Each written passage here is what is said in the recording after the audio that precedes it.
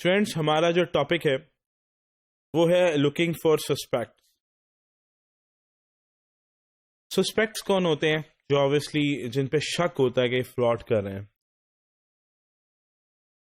बहुत से मुख्तलिफ किस्म के लोग होते हैं जो कि फ्रॉड कमिट करते हैं, और बहुत मुश्किल होता है कि पूरी ऑर्गेनाइजेशन के अंदर 3 से 4 लोगों को आइडेंटिफाई करना या 10 लोगों को जो फ्रॉड कर रहे हैं, क्योंकि पूरी ऑर्गेनाइजेशन फ्रॉड नहीं कर रही है। सिर्फ 1 या 2 लोग या 3 लोग या 4, मैक्सिमम 5-6, लेकिन जहां 1000, 2000, 8000 एम्प्लॉयज होते हैं, वहां से इतने से लोगों को आइडेंटिफाई करना बहुत मुश्किल है। सो आप इतने लोगों में कुछ लोगों को आइडेंटिफाई नहीं कर सकते, ठीक है, कि वो कौन से लोग हैं बैड इंटेंशंस वाले।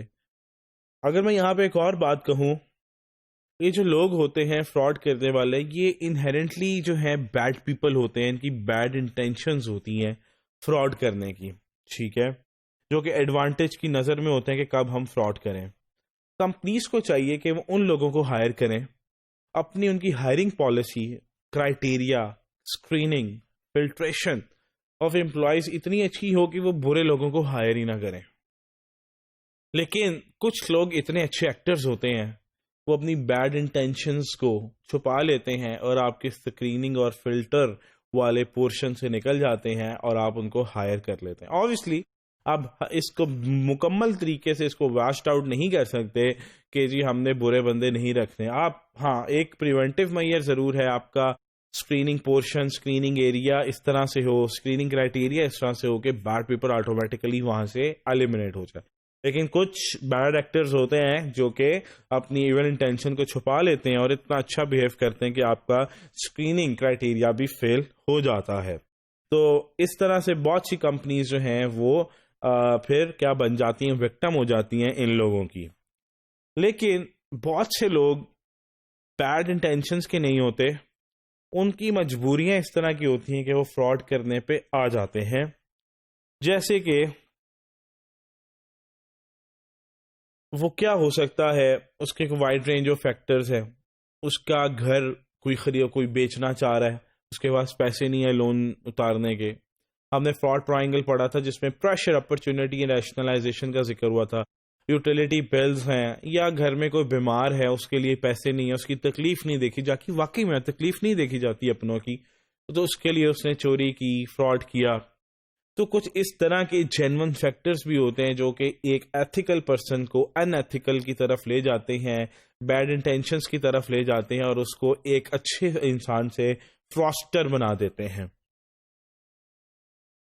सो ये इस तरह के मोटिवेटर्स होते हैं जो कि एक अच्छे आदमी को इस तरह से टर्न आउट कर देते हैं इनटू अ फ्रॉस्टर की तरफ। जैसे कि सेकंड पैराग्राफ देखें, a wide range of factors could cause a person to turn to fraud, including a legitimate financial need, a house going into foreclosure or a child support.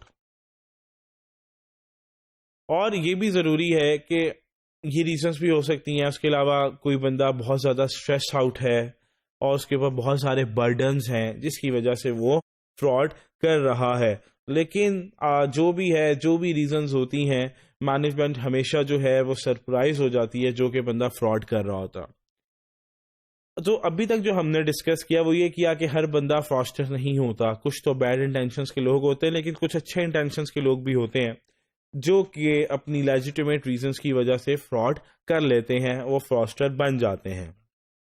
इसमें एक important बात है कि जब भी फ्रॉस्टर के बारे में पता लगा, मेजॉरिटी ऑफ द केसेस में मैनेजमेंट हैरान हुई कि क्या इस बंदे ने फ्रॉड कर लिया, हमें तो यकीन ही नहीं था इस पे। जैसे कि ये देखिएगा, आप यहां से देख सकते हैं लास्ट 4th लाइन से, management will often be surprised by the identity of the dishonest employ. क्यों? क्योंकि ये वो लोग होते हैं जो फ्रॉड करते हैं, जो कि बहुत ज्यादा ईमानदार लोग होते हैं, जो कि ऑर्गेनाइजेशन के अंदर ट्रस्टेड एम्प्लॉय काउंट होते हैं, और यही ट्रस्टेड एम्प्लॉयज के पास एक्सेस होती है और अपॉर्चुनिटी होती है फ्रॉड करने की। वो इस वजह से क्योंकि इन्हीं के पास राइट्स होते हैं कि ये कंपनी के कॉन्फिडेंशियल इंफॉर्मेशन को देख सकते हैं, इन्हीं के पास राइट्स होते हैं कि ये बैंक अकाउंट्स में के साथ डील कर सकते हैं। सो तो जो फ्रॉड करते हैं काफ़ी ज़्यादा कंपनी के ओल्ड एम्प्लॉयज़ भी हो सकते हैं और उसके साथ साथ ट्रस्टेड एम्प्लॉयज़ होते हैं, और यही लोग फ्रॉड करते हैं और इसलिए करते हैं क्योंकि इन्हीं के पास एक्सेस होती है कॉन्फिडेंशियल इंफॉर्मेशन की, और इन्हीं के पास एक्सेस होती है बैंक अकाउंट्स में डील करने की, जिसकी वजह से ये फ्रॉड करते हैं। एक एग्जाम्पल लेते हैं, एक डॉक्टर है, वो रोज पेशेंट्स को चेक कर रहा है। आप अक्सर डॉक्टर पे जाते हैं तो उसके रिप्रेजेंटेटिव जो बाहर बैठा होता है उसको पैसे देते हैं और अंदर जाके आप डॉक्टर को चेक करवाते हैं। एक उसका जो है बुक कीपर है जो डॉक्टर के बाहर बैठा हुआ है, जो पैसे कलेक्ट कर रहा है, वो बहुत अरसे से बैठा हुआ, बहुत ज्यादा अरसे से वो बैठा हुआ, और वो डेली बेसिस के ऊपर पैसे कैश कलेक्ट कर रहा है और बैंक में जमा करा रहा है, कैश कलेक्ट कर रहा है, बैंक में जमा करा रहा है। फर्स्ट पैराग्राफ देखिए, when a doctor finds that her long time keeper has been stealing from her medical practice she is often shocked. क्योंकि उसका जो बहुत पुराना बुक कीपर था, उसको जब ये पता लगा कि उसने फ्रॉड किया, वो शॉक्ड रह गया क्योंकि उसे यकीन ही नहीं था कि ये ऐसे करेगा। वो शॉक्ड क्यों हुआ वो अब हम डिस्कस करने लगे हैं, क्योंकि वो वुमेन जो है वो बहुत ज़्यादा ईमानदार थी, बहुत ज़्यादा ट्रस्टेड थी, और उसके बैंक डिपॉजिट्स जो हैं, जितने भी पेशेंट्स के पैसे थे, वो कई सालों से जमा करा रही थी, और उस डॉक्टर ने कभी भी फील नहीं किया कि इसमें कभी कोई प्रॉब्लम आई हो और इसने जो है पैसे कम जमा कराए हों। तो ये फ्रॉड फिर हुआ कैसे और क्यों हुआ? फर्स्ट पैराग्राफ देखें, the bookkeeper knows the doctor is not looking at the bank statements and therefore will not identify improper payments। उसे ये पता लगा आहिस्ता आहिस्ता, जब उसे पैसों की जरूरत पड़ी, जिसे हमने कहा था अपॉर्चुनिटी, जब उसे जरूरत पड़ी तो उसने कहा यार अब मैं क्या करूं। फिर उससे ख्याल आया कि डॉक्टर ने तो कभी ना बैंक स्टेटमेंट्स देखी हैं, ना उन्होंने कभी काउंट किया कि मेरे पास कितने पेशेंट्स आए और कितने पैसे जमा हुए। तो वहां से फिर उन्होंने पैसे जो है चुराना शुरू कर दिए। और देखिएगा second paragraph, the doctor does not have a good feel for the volume that is billed each month and will not notice if the bookkeeper steal some cash payment from the patients.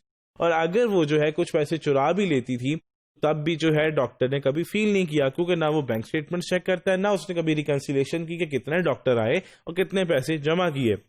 So doctor trusted the bookkeeper to handle the money and the employ was probably loyal and worthy of the trust for years. ये वही बात जो भी हमने trust किया, old employ था, उस पर ट्रस्ट किया गया और ट्रस्ट करने के बाद इसी ने ही फ्रॉड किया। और थर्ड क्या था हमारे पास, उसी ने फ्रॉड किया। क्यों? क्योंकि इसी के पास कॉन्फिडेंशियल इंफॉर्मेशन होती थी और इसी के पास एक्सेस थी बैंक स्टेटमेंट्स के साथ, बैंक के साथ डील करने की, तो इसलिए उसने फ्रॉड कर दिया। So combination of little oversight, बहुत थोड़ा सा ध्यान रखा by the doctor and the personal financial need जो वुमेन की थी, could cause an honest bookkeeper to turn to fraud। तो एक ईमानदार जो बुक कीपर थी वो फ्रॉड में वो फ्रॉस्टर बन गई, क्योंकि उसकी लेजिटिमेट नीड थी, लेकिन ऊपर से कंट्रोल्स कोई नहीं थे, बहुत लिटिल ओवरसाइट से कंट्रोल्स थे, जिसकी वजह से उसने फिर फ्रॉड कर लिया। तो इम्पॉर्टेंट ये है कि आपको रेड फ्लैग्स के बारे में पता हो जो हो रहे हैं। सो इम्पॉर्टेंट क्या है, इम्प्लीमेंट कंट्रोल्स भी करने हैं आपने, और उसके साथ साथ गुड ओवरसाइट भी करना है, ताकि कोई ईमानदार आदमी भी जो है वो फ्रॉस्टर ना बन जाए और ना वो फ्रॉड कर सके। सो लुकिंग फॉर सस्पेक्ट्स में जरूरी नहीं कि बैड इंटेंशंस के लोग भी फ्रॉड करें, हो सकता है कि अच्छे लोग भी जो हैं वो भी फ्रॉस्टर बन जाए, क्योंकि उनकी लेजिटिमेट नीड्स होती हैं, प्रॉब्लम्स में होते हैं वो, तो वो क्या करती हैं, उनके पास फिर वो ट्रस्टेड एम्प्लॉयज भी होते हैं, फिर उसके साथ साथ उनके पास कॉन्फिडेंशियल इंफॉर्मेशन की एक्सेस होती है, बैंक अकाउंट्स की भी होती है। तो अगर वो आपके साथ इतने ईमानदार हैं तो कोशिश करें कि आप उनके ऊपर ओवरसाइट भी रखें और कंट्रोल्स भी लगाएं, ताकि वो आपके साथ अटैच भी रहें और वो फॉस्टर भी ना बने। सो ये था हमारा टॉपिक लुकिंग फॉर सस्पेक्ट्स का।